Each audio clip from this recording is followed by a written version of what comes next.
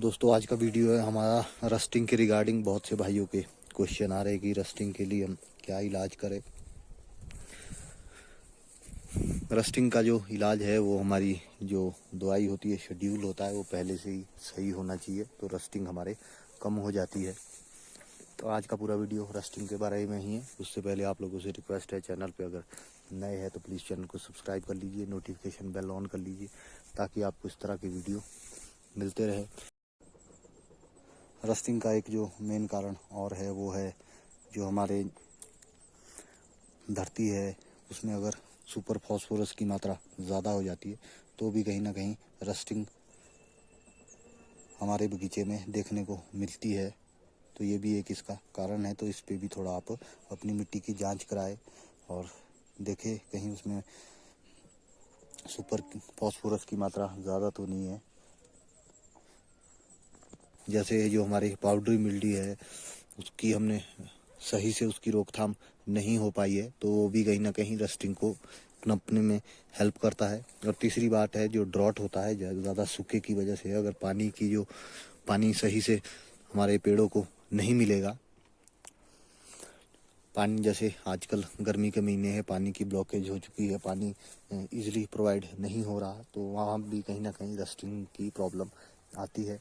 और है जैसे हमारे डोडिन वगैरह की स्प्रे हम करते हैं, जैसे नूर वगैरह हम लोग स्प्रे करते हैं, तो अगर उसको हम ज़्यादा टेम्परेचर में कर लेते हैं, मेरे आइडिया से तो वैसे 30 कहते हैं, पर फिर भी अगर टेम्परेचर हमारा 26-28 से ज़्यादा जा रहा है तो हमें डोडिन को कहीं ना कहीं डिले करना चाहिए। डोडिन हमें नहीं करना चाहिए। डोडिन का सही टाइम पे अगर हम स्प्रे ना करें तो वो भी कहीं ना कहीं रस्टिंग को पनपने में हेल्प करती है। तो इस कारणों से जो है हमारी रस्टिंग हो जाती है। अब मैं आपको बताता हूँ रस्टिंग का इलाज किस तरह से कर सकते हैं। वैसे तो जो पीजीआर होते हैं, पीजीआर रस्टिंग के लिए काफ़ी बेनिफिशियल मैंने देखे हैं। पीजीआर की स्प्रे अभी मैं डालूंगा कुछ टाइम बाद, तो आपको दिखाएंगे भी कि उसमें रस्टिंग आती है या नहीं आती है। डोज हमारी रहेगी 80 ml से 120 ml 200 लीटर पानी में। अगर आप लोगों के पास पीजीआर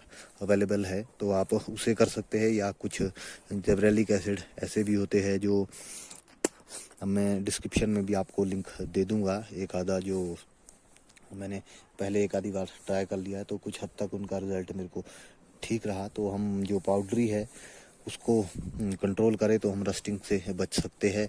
हमारी पत्तियां है उसे हम साफ रखेंगे तो कहीं ना कहीं हम रस्टिंग से बचे रहेंगे। तो इसके लिए हमें क्या करना है, एक तो आप लोगों को जो कुछ दवाइयाँ होती है, जैसे अभी जिनसे पत्तियाँ साफ रहती है, अवतार हो गई हमारी, अवतार के बाद जैसे शमीर हो गया, ये भी जो पत्ती है उसको साफ रखने में काफ़ी हद तक हेल्प करता है। डोडिन हो गई, अगर सही टाइम में उसकी स्प्रे कर ली तो वो भी हमें कहीं ना कहीं हेल्प करता है, पत्ती हमारी साफ रहेगी। उसके बाद जस सबसे जो अच्छी दवाई है वो नेटिवो है। अगर नेटिवो बिल्कुल साफ़ कर देता है, और उसका सबसे बड़ी बात यह है कि उस पर जल्दी से हमारे कोई भी स्प्रे नहीं हो सकती। लगभग 20-25 दिन से पहले उसके ऊपर कोई भी दूसरी जो एप्लीकेशन है वो हम नहीं कर सकते हैं। तो आप जितना ज़्यादा पत्तियाँ साफ़ रखेंगे, बीमारियों से दूर रखेंगे, आप रस्टिंग से बचे रहेंगे। और धरती में आप लोग अगर चूने का सर्दियों में जो चूना होता है वो अगर हम डालें तो वो भी कहीं ना कहीं हमारे को रस्टिंग से बचाता है। तो इस तरह से हम जो रस्टिंग है उस पर कंट्रोल कर सकते हैं। तो अभी आप लोग चाहे तो जो थोड़ी हल्की दवाइयों में आता है, अगर आप लोगों के इजीली नहीं मिलती, एक साफ़ करके दवाई आती है, उसका नाम ही साफ़ है। डिस्क्रिप्शन में आपको उसका लिंक मिल जाएगा, वो आपको मिल जाएगी। एक मैं आपको जिब्रेलिक एसिड का लिंक दे दूंगा, उससे भी कहीं ना कहीं रस्टिंग कुछ हद तक कम होती है, या आप उसको कर लीजिए। और उसके बाद आप लोग जो फंगीसाइड है वो जितने अच्छे आप यूज़ करेंगे उतने आप कहीं ना कहीं रस्टिंग से बचते रहेंगे। तो उसके बाद आप लोग कोई और आपको अच्छी दवाई मिलती है तो वो कर सकते हैं, नहीं तो बरसात आने से पहले पहले आप लोग नेटिवो की स्प्रे कर लीजिए। अगर आपके अभी से ही बहुत ज़्यादा दिक्कत आ रही है तो आप नेटिवो अभी भी कर सकते हैं, उससे भी आपको रस्टिंग में हेल्प मिलेगी। बाकी जो इसका सबसे अच्छा सॉल्यूशन मुझे लगा है वो है पीजीआर ही। तो पीजीआर आप लोग के पास अगर अवेलेबल है तो आप लोग कर सकते हैं, उससे आपको रस्टिंग में कहीं ना कहीं हेल्प मिलेगी। तो मेरा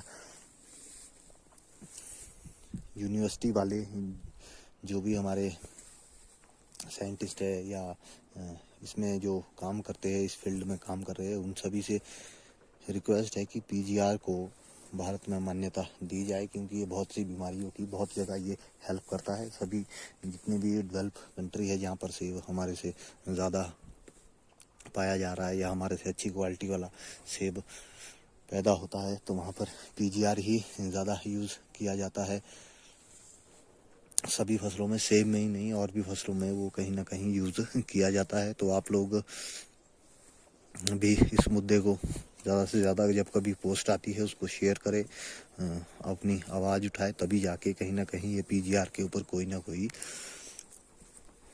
चर्चा होगी और हम लोगों को इतने महंगे रेट में पीजीआर लेने की ज़रूरत नहीं पड़ेगी। अभी बहुत ही महंगे पीजीआर अवेलेबल हो रहे हैं। अगर इसे मान्यता दे दी जाए तो पीजीआर हमें बहुत ही सस्ते रेट में इजीली प्रोवाइड हो जाएगा। तो दोस्तों उम्मीद करेंगे आपको वीडियो अच्छा लगा होगा। वीडियो अगर अच्छा लगा तो वीडियो को लाइक कर लीजिए, चैनल को हमारे सब्सक्राइब कर लीजिए, ताकि इस तरह की जो वीडियो है वो आप लोगों तक पहुंचते रहे। तो मिलते हैं नेक्स्ट वीडियो में नए टॉपिक के साथ, तब तक के लिए धन्यवाद।